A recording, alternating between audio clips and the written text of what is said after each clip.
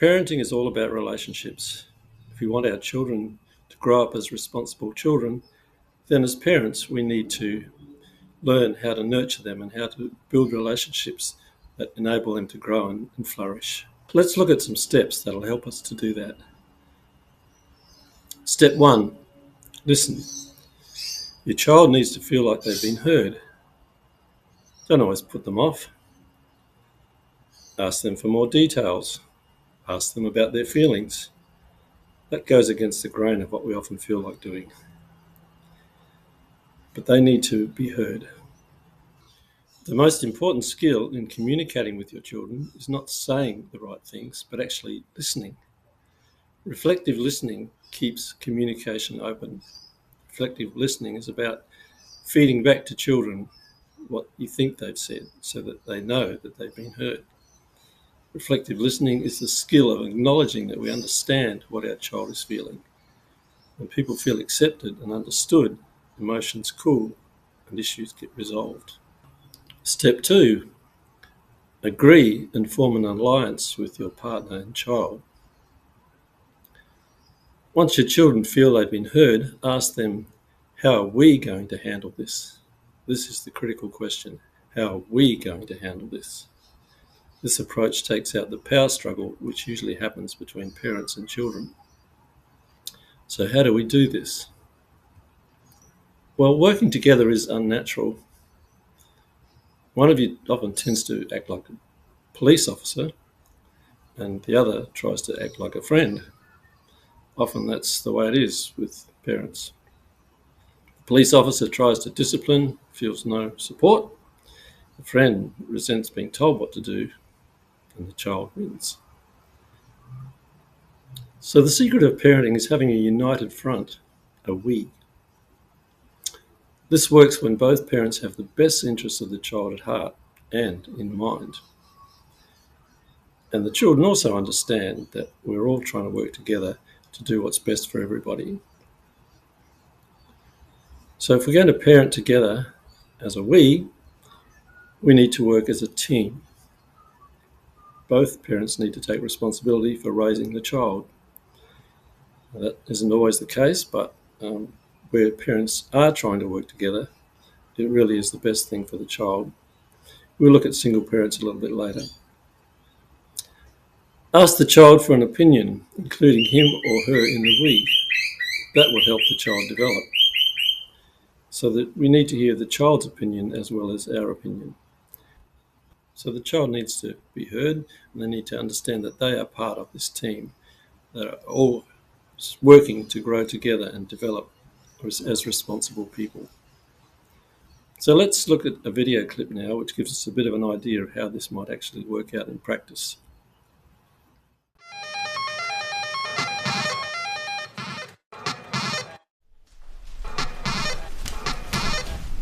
Hey Bailey. Bailey, it's time for bed. Okay, Mum. Off your screen, and I want you to get into your pajamas, okay? Okay. Thanks, buddy.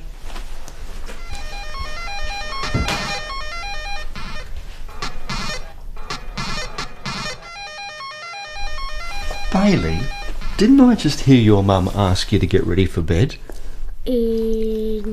But Mum said I could finish the game. Are you sure about that? It's after 7 o'clock already. Yes. Jane? Yeah? Bailey was just saying that you said he could finish his game first before going to bed. Bailey, do you remember we had that meeting a couple of weeks ago? Yes. As a family, do you remember? And we said there was going to be no screen time after 7 o'clock?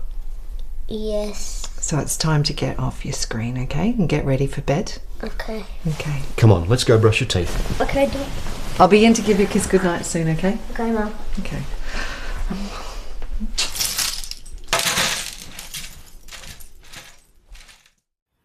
Step 3, boundaries. Children need to know what you expect from them and understand acceptable limits to their behaviours. You need to agree about what the boundaries are in order to protect them from harmful consequences for themselves and for others. Keep the boundaries fair and easily understood by all. We don't want children to burn themselves or hurt themselves, so we need to put in place some boundaries which we know will help to protect them and help them to grow and flourish as children. Step 4, rules, rewards. Develop healthy family rules that will help you work together as a team. Rules need to be age appropriate and flexible as children grow. They need to be well understood by the child at whatever age they happen to be. They need to include both consequences if boundaries are crossed, and most importantly, encouraging rewards if they are kept. Children need to be encouraged, and they need to be rewarded when they behave well. It's very easy to just get focused on all the negative behaviour, but let's be positive about it too and really recognise that if we encourage them, that's really the best way to enable them to behave in the way that's appropriate for them and for everybody else. Step 5, emotional self-regulation. When rules are broken or the boundaries are crossed, parents need to deal with the situation calmly. Take time out if necessary and possible before handling the situation.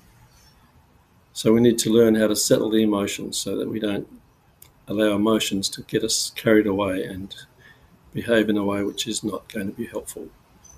These times are also an opportunity to emotion coach children. To help a child to manage their feelings, it's important first to acknowledge them. I can see that you're feeling really angry right now. Might be a good way to say that. Emotional self-regulation is a major challenge, and here are some steps that you can take from Dr. John Gottman and Julie Gottman, which will help in terms of understanding a child's emotions and helping them to understand their emotions. So number 1, become aware of the child's emotion. The parent needs to be aware and comfortable with their own emotions, and that can help with their understanding of the child and their emotions. Number 2, recognise that the emotion is an opportunity for intimacy and teaching. It's an opportunity to get to know your child better and to help train your child in what they need to learn. 3, listen empathetically, validating the child's feelings. Children's feelings need to be validated. They need to know that what they're feeling is real and it's a major issue, and you understand that and you want to help them through that and help them to understand where that's coming from. And most importantly, use your own heart to understand what the child is feeling. Number 4, help the child find words that label the emotion he's having. So there are lots of different feeling words, and there are many programs around which actually help children identify feelings, whether it's fear or anger or sadness or joy. And they need to be able to label their feelings and nail actually what they are. So that will help you progress in working out how to deal with them. Number 5, set limits while exploring strategies to solve the problems at hand. So set limits, identify goals, think of possible solutions, evaluate the proposed solutions based on the family's rules and values. Help your child to choose a solution and make a good choice and learn how to make good choices. That's just so critical in the process, learning how to make good choices. There's a lot more you can learn about that, but you can study that in your own time some more. Step 6, consequences, choices. So let the consequences do the teaching. They must be clear and fair, given without anger or threats and laid down firmly in love. So the child understands that if they behave in a certain way, there will be certain consequences, and these will be the consequences. Clarify the rule they have broken and make it clear they are coming up against the results of their choices. Say something like, remember, we talked about this and you just decided to lose your PlayStation for a week. We hope you will make a better choice next time. And that makes it clear what the consequences are, and it makes it clear why they are being disciplined in the way that they are being disciplined. Now, that's all very well, but how are we going to remember this in the heat of battle? When the emotions rise and you've got a tussle going on, a power struggle with your child, how do you remember this? Well, here's a simple acronym which will help you remember, and it's LABREC. Number 1, listen. Number 2, agree. Number 3, boundaries. Number 4, rules, rewards. Number 5, emotional self-regulation. Number 6, consequences, choices. So, LABREC. And remember, if we get the lab working well, we get the first 3 working well, we won't usually have to worry about the rec, the last 3. So if we can just remember even the first 3, we'll do well for our child. So now let's look at how that works out for a single mum in this video clip.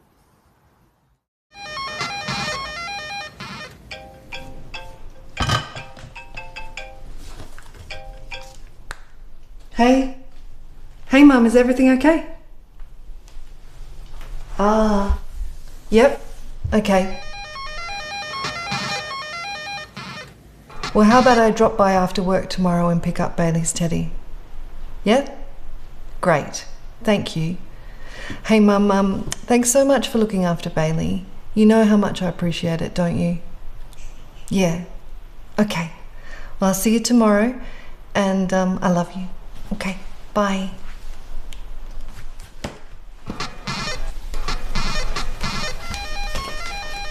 Hey, Bailey. Bailey, it's time for bed now. But can I just finish this game? No, sweetie. But Grandma let me stay up last night. Are you sure? Yeah. Bailey, I don't think Grandma would have said that. Do you remember a couple of weeks ago we had that meeting? Yeah. With Grandma, and we talked about how we don't have any screens on after 7 o'clock on a weeknight.